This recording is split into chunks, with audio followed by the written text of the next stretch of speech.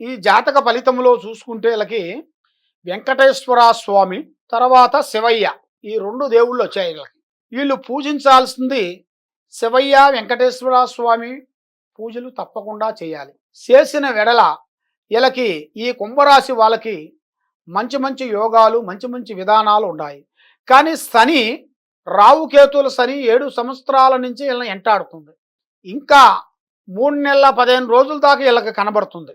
ఇంకా 3 నెలల 15 రోజులు దాటిన తర్వాత మంచి అదృష్టము, మంచి యోగము, మంచి వెలుగు, మంచి స్థానము, మంచి పూజ, మంచి విధానాలు కొన్ని కనబడుతున్నాయి.